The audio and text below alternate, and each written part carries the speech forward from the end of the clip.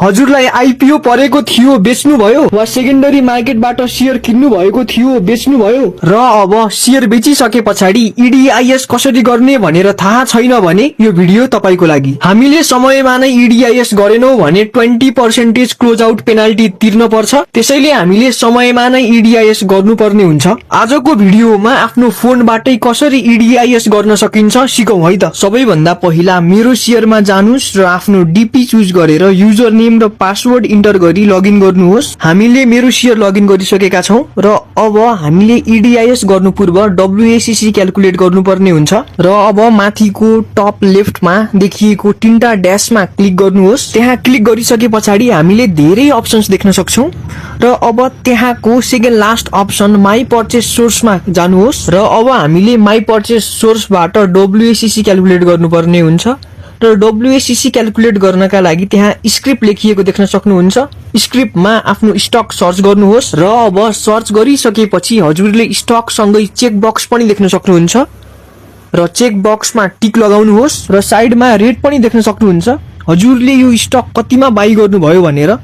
यो अहिलेको चाहिँ सीजीएच को आइपिओ भएका कारणले गर्दा रेट 100 छ।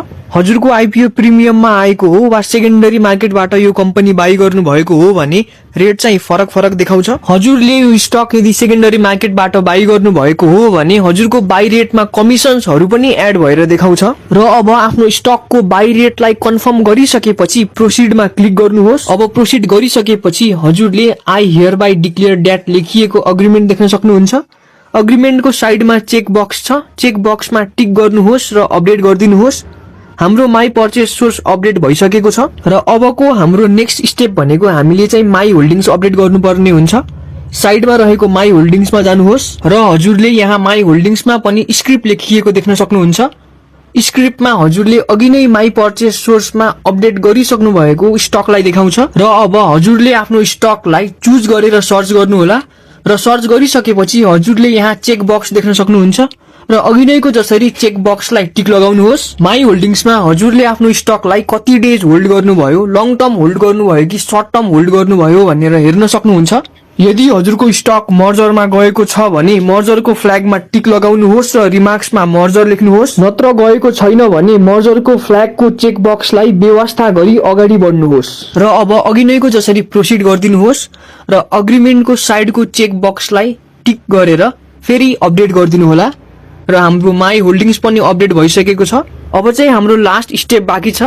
अब चाहिँ ब्याक गरेर माई पर्चेस सोर्सको तल रहेको सबैभन्दा लास्ट अप्सन माई इडिआइएस मा क्लिक गर्नुहोस्। माई इडिआइएस मा क्लिक गरिसके पछाडि हजुरले ट्रान्सफर रिक्वेस्ट रिपोर्ट भनेर देख्न सक्नुहुन्छ।